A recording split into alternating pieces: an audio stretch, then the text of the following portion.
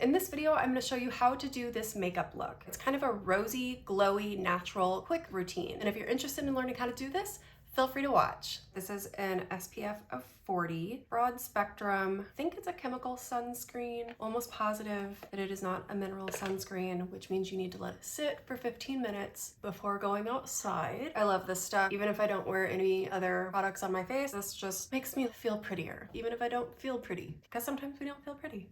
This is the Glossier Stretch Concealer. I'm just gently applying it underneath my eyes. Just want a little bit of brightness, put a tiny bit around my nose. I'm using a retinoid now. I started using tretinoin a couple of months ago, and I'm still figuring out the right dosage, and it's making my skin peel off my face, and makeup is just accentuating it. The less makeup I put on, the better. Next thing, I'm going to use a Kevyn Aucoin Precision Brow Pencil. I think it's called Warm Blonde. So I'm just using light hair-like strokes and just trying to create a little bit of symmetry. I don't really stress out that much. I try to get them relatively symmetrical and then just move on.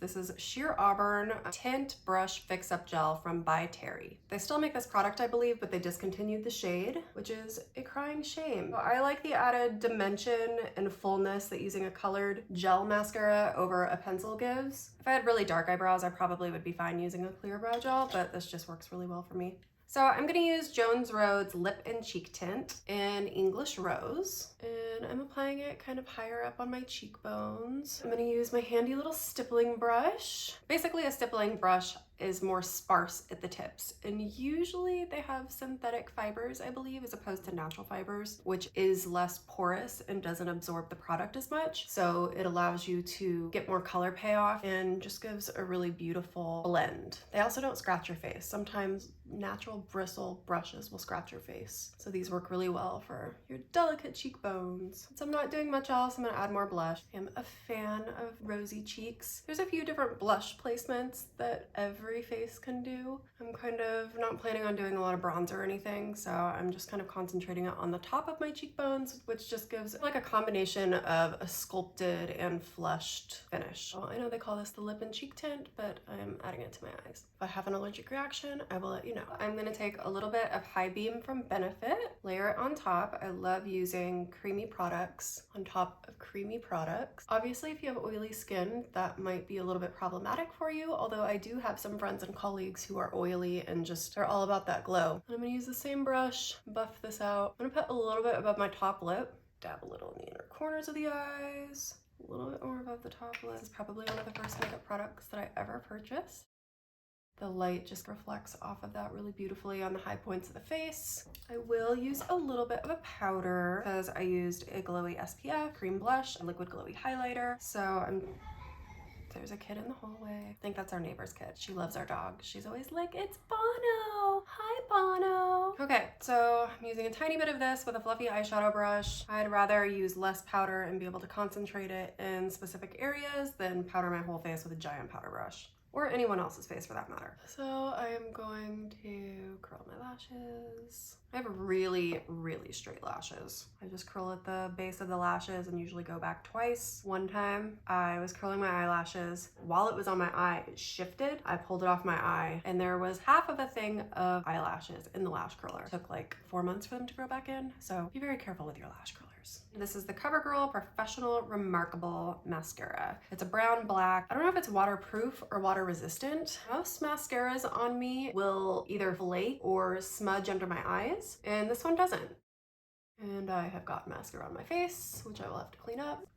So a tip, if you get mascara on your skin, let it dry and then use a spoolie or a brow brush, and if you scratch it, it will come off. For my lip, I'm gonna use this new product that a friend and colleague of mine put me onto. The brand is Peripera, and the product is Ink Mood Glowy Tint, and this is the shade of 4. Looks a lot darker when you first apply it than when it gets blended onto your lip, or I should say brighter, not darker. But this is definitely a stain. I gave this to my mom for Christmas. She tried it on when she opened it, and then she went to bed that night and woke up and her lips were still like really bright. I am overdrawing my lip a little bit with this. I like them to be a little bit fuller. The shine will eventually wear off and then I'll just have this really pretty color. For kicks and giggles, if you want to bump up the lip, you can take a lip liner that's a little bit deeper than whatever lip gloss you put on and kind of fill in the outer edges. Get it on your teeth.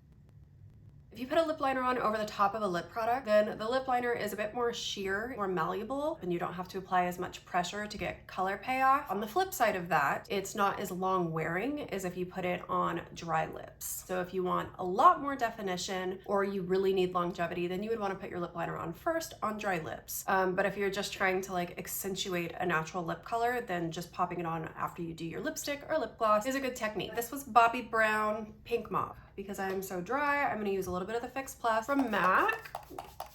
Oftentimes I'll use it if I do use a lot more powder because it gives the makeup a little bit more of a skin-like effect. I think they say this is kind of like a setting spray. I'm not super convinced that setting sprays actually work. Feel free to put your recommendations in the comments if you know of any that are amazing. But anyway, this is my finished look. My finished look for staying inside of my apartment and doing a makeup video. If you're interested in how I did this hairstyle, I just did a video. Feel free to check that out. Don't forget to like and subscribe. Thanks for hanging out.